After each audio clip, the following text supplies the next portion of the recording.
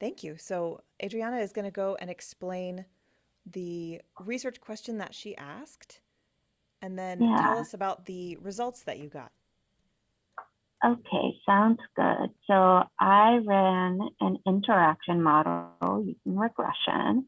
I was looking to see whether the effect of parental relationships, so how close someone is with their mother, um, whether that affects on their adolescents' attitudes towards healthy sexual behaviors, whether it depends on the gender identification of students. So basically testing the interaction between closeness of parental relationships and gender. Um, in my model, I controlled for sensation seeking and impulsivity, and I got non-significant results for that. So let me get these down. So you have closeness of parent relationship, and you had uh, child gender, and it sounds like you had two other predictors that you said you controlled for, which is just they're just other predictors. Yes, impulsivity, um, and there's actually two variables for impulsivity. Oh, So okay. impulsivity one and two, and Okay. sensation seeking. Okay, so then this is the interaction of closeness and gender. So what was the outcome? You told me and I forgot. And non-significant. No, I mean what was the outcome variable? Sorry. That Oh, was the my outcome variable? Oh, yeah. Adolescent attitudes towards healthy sexual behaviors.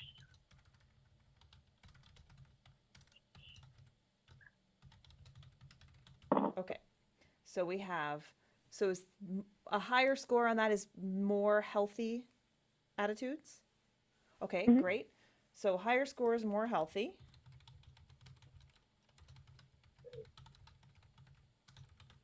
Okay, and so by including this interaction in the model, this was the focus of the assignment, this little guy right here.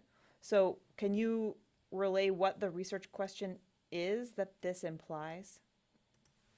Yes.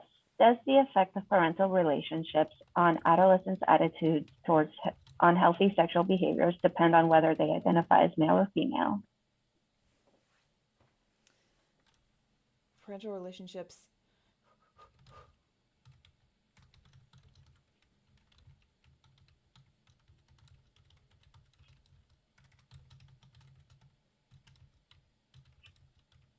Do you say child? You say youth?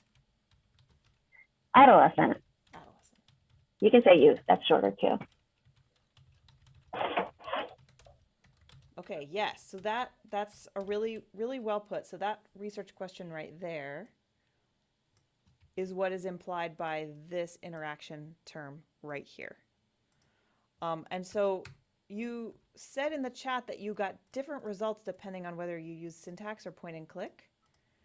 And is that Yeah. true? Which that just Yeah. means that you were not pointing and clicking into the same way that you were writing the syntax, if that makes sense. It means that something was in a different place. But why don't you tell us about one of those results? Sure. Um, for my homework, I use the syntax results. So the model itself accounts for 4% of the variance. R squared is 0.04. Is significant. S equals 4.84. P is less than 0.001. Mm-hmm. Um, the intercept is 0.318. 0.318.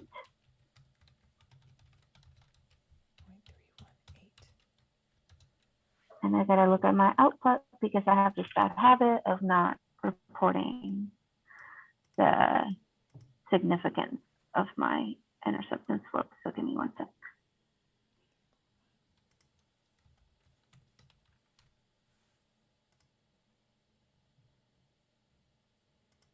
And so the intercept here will stand for the expected score on this adolescent attitudes variable when gender, closeness, impulsivity 1 and 2, and sensation seeking are all 0. Yes. And so that one would be, it did the reverse coding thing. So there it would be like when X equals 0, it's male, even though it was coded the other way in the data. Mm-hmm.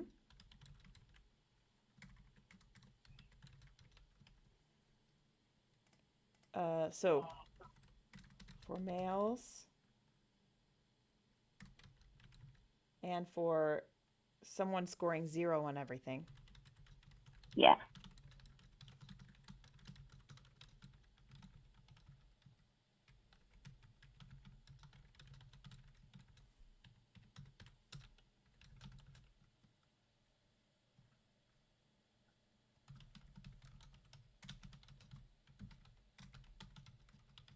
Healthy sexual behavior scale. And you said that you were looking up the significance, or you're not sure? Yeah, I was looking at the significance. If you don't know, we can say, not sure if this is Yeah. significantly different from 0 because we didn't have the number. No, it's 0.56, so not significant.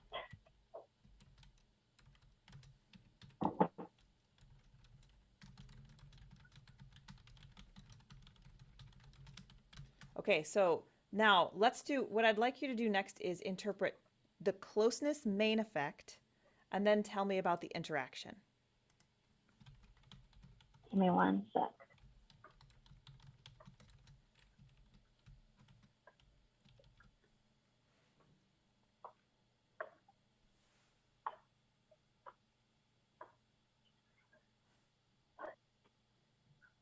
Can you repeat the question?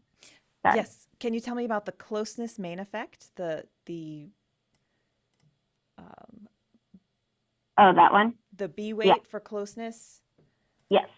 So that one is 0.054. Significance is P equals 0.533.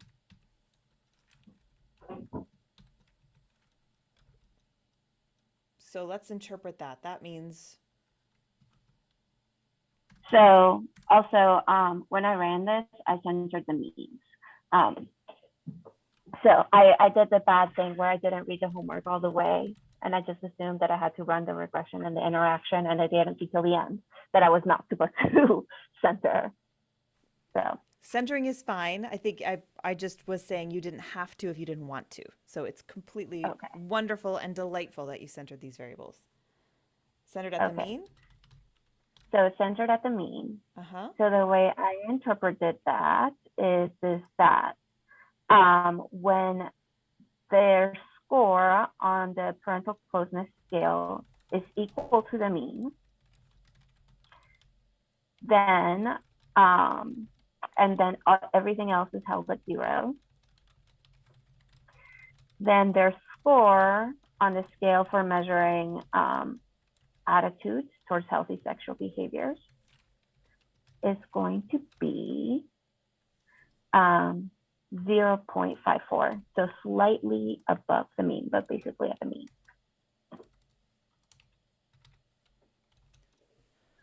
Whoops. Is it 0.54 or 0.054? Oh, sorry, 0.054. 0.054. Okay. So this main effect here talks about the 1 unit change in closeness and what the result of 1 unit change in closeness is for adolescent attitudes towards healthy sexual behaviors. So if I go up so the way we would interpret this main effect is, first of all, for males who are scoring at the mean on all these other things. Mm-hmm. We expect that increasing closeness by 1 point would increase attitudes by 0.054 points, but that's not significantly different from 0. Yes.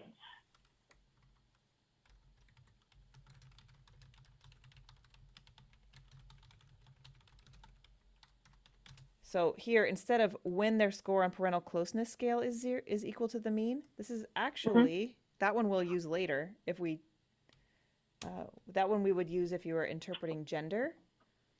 But to interpret the closest main effect, we have to say for males, because males is 0. Because we're holding this one constant. And for everything else held at 0, the score on attitudes increasing by 1 point on attitudes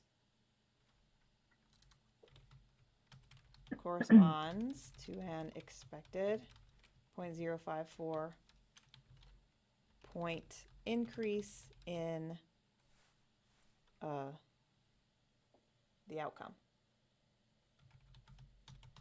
Does that distinction make sense, the way that I sort of changed that around? Okay, because here we're talking about changing closeness, so we can't hold it constant. Yeah. Okay, so now we have the closeness main effect, and the gender main effect would be the same idea. You would just say holding closeness at the mean. Changing genders, like 2 people with different genders would be expected to be this much. So let's talk about the interaction term. What happened with that? Interaction. Okay, so my coefficient is 0.044. Significance is 0.716.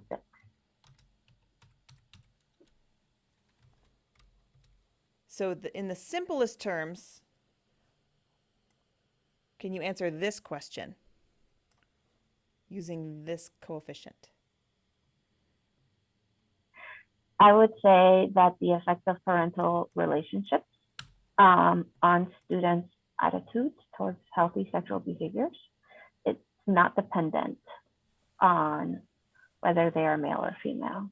Yeah.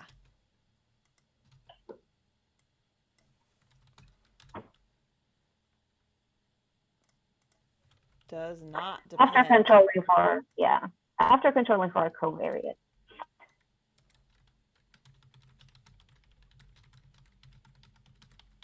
True. Yes. Yeah.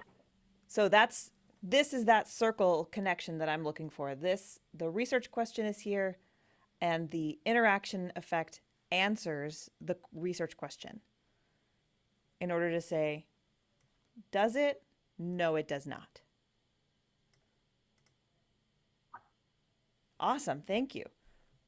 Do you want to talk a little bit about what was confusing about your results?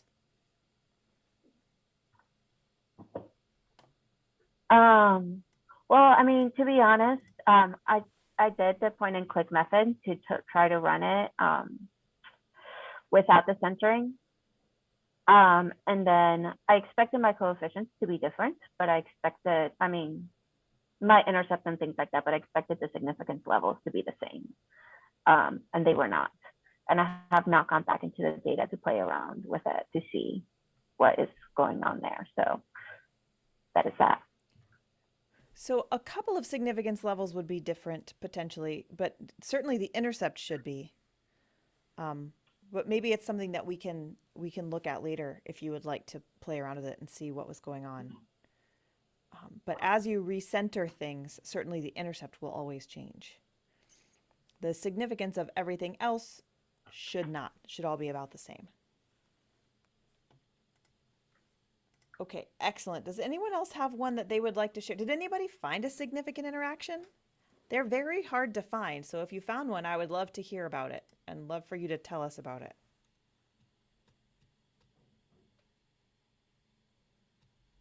Oh, you're muted. I found one. Oh, great. Would you tell us about it? Sure. It's actually the same project as Adriana, but different data sets. Oh, great.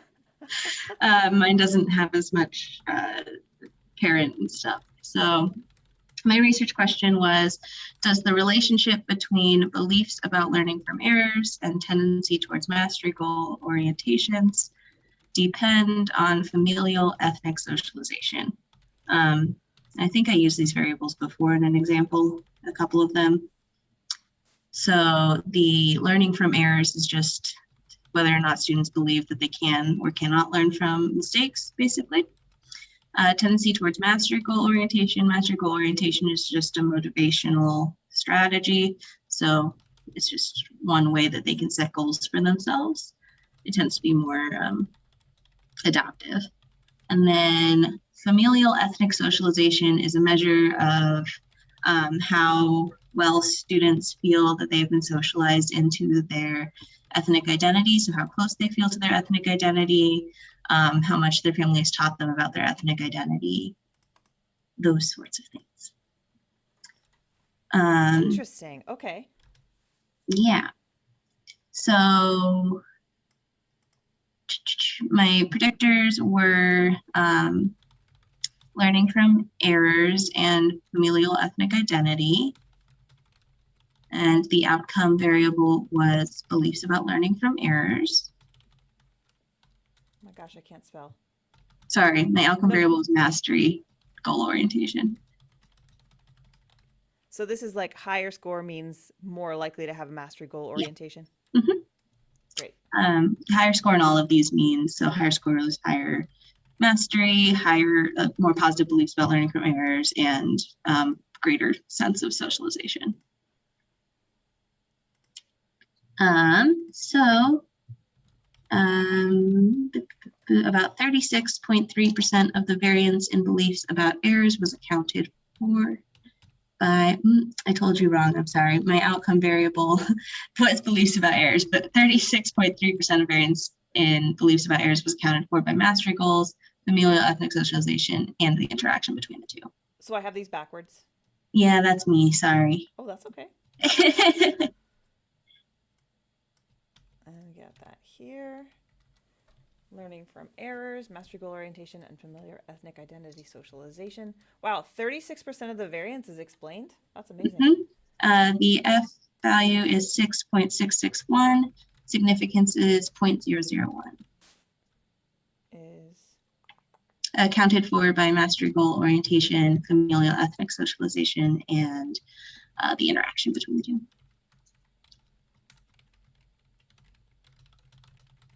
Sorry, they're very long names. I should shorten them. That's fine. It's much easier if if they were really short, then it would be hard for other people to know what you were talking about. There. Okay, now we have the R squared. Can you talk about the main effect of mastery goal orientation? If I can find it in the, okay. So for students with, I centered these around the mean as well. So for students with an average familial ethnic socialization, we would expect for every 1 unit increase in tendency towards mastery goals, their beliefs about errors would increase by 0.942, and that has a significance value of 0.001. Sorry, my brain short-circuited because I was remembering this as the outcome again, and then I was like, oh wait, it's backwards. But so for mastery goal orientation, the B was 0.942. Mm-hmm. And that's for students with an average familial ethnic socialization. I'm going to shorten that to socialization. That sounds great. With an average socialization score,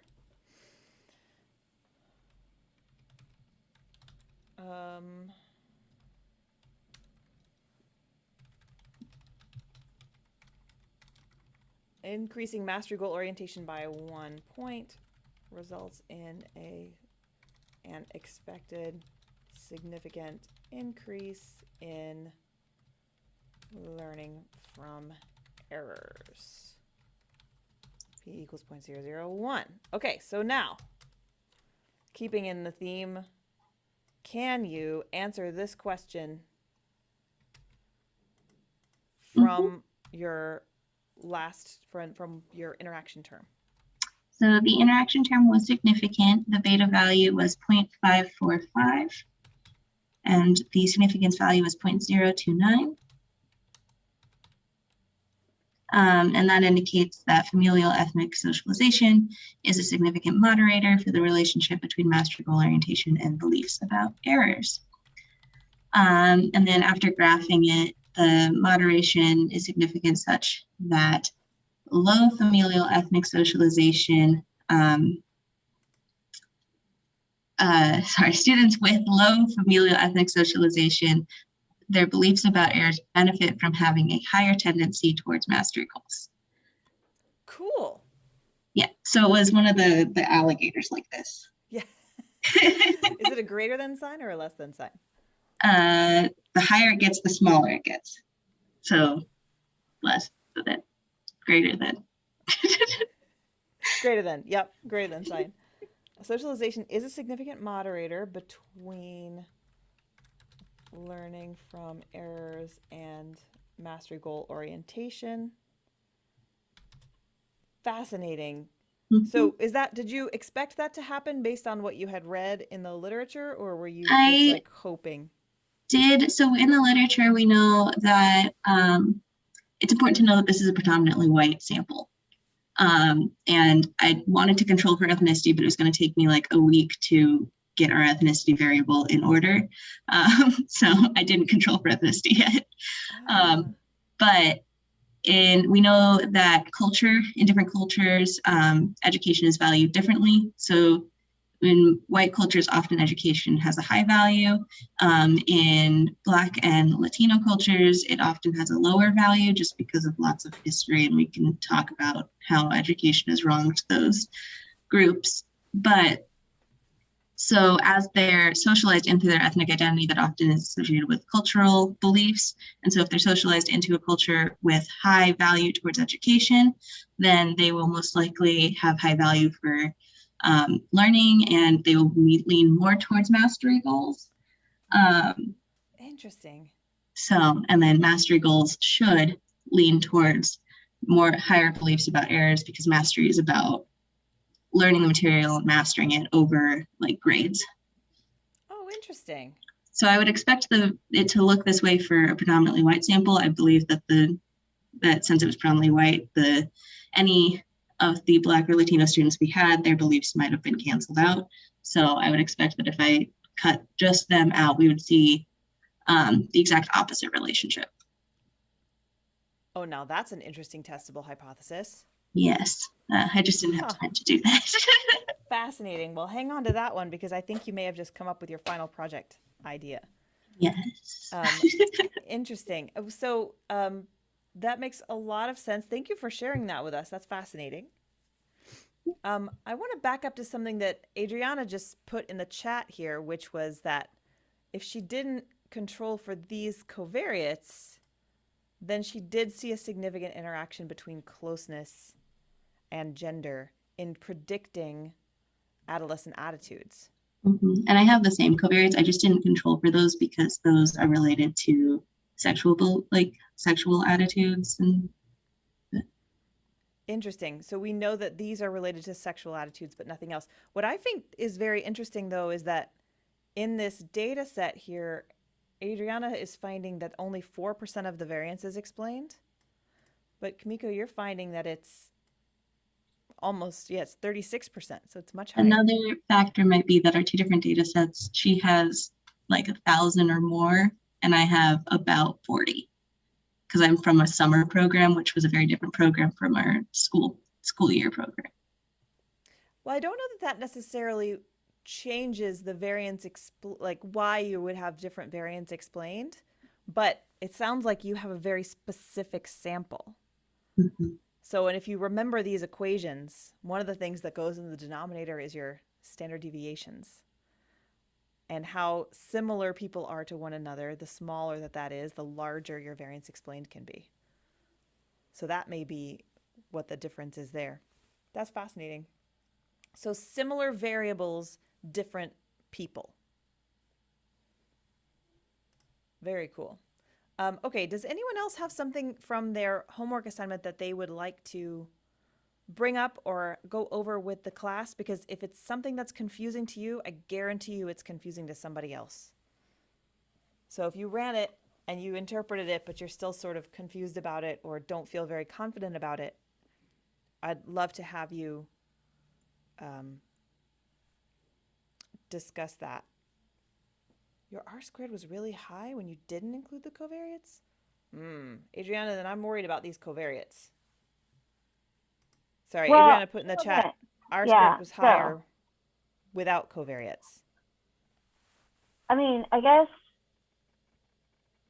I don't think I saved the output when I ran it without the covariate, so I can't look, but I remember seeing significant effects and a high R square, which is, for me, not surprising, simply because in the literature, attitudes and behaviors are strongly linked to, whether they're impulsive and sensation seekers. Mm-hmm. So when you take those out of the equation, then things like parental relationships will have a strong effect. But when you control for that, I wasn't surprised that it was no longer a significant effect. I'm not surprised. So significance can change in situations like that, but your R squared getting smaller suggests to me one of two things. Either by including impulsivity 1 and 2 and sensation seeking, what has happened is that it's dropping a lot of cases, or there's something funky in the data, because it shouldn't, R squared should almost never go down, ever. Because if you think about the whole point of regression is to explain the error. Well, the general linear model, regression as short, is to reduce error. And by adding more predictors, we're always reducing the error somewhat.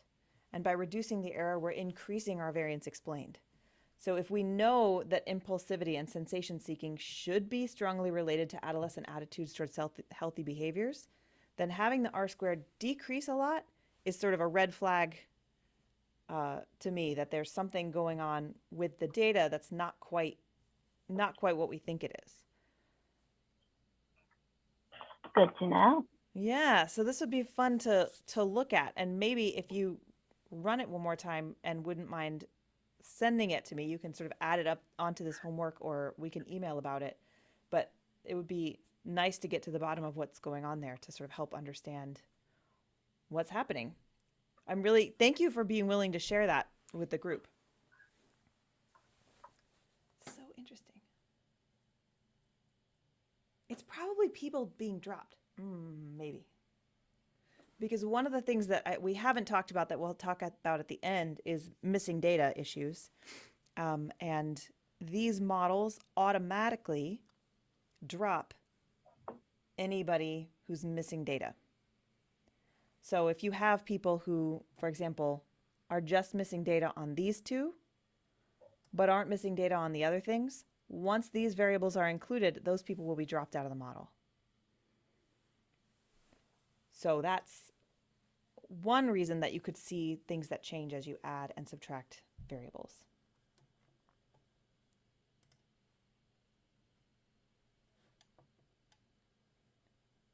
Okay, I'm going to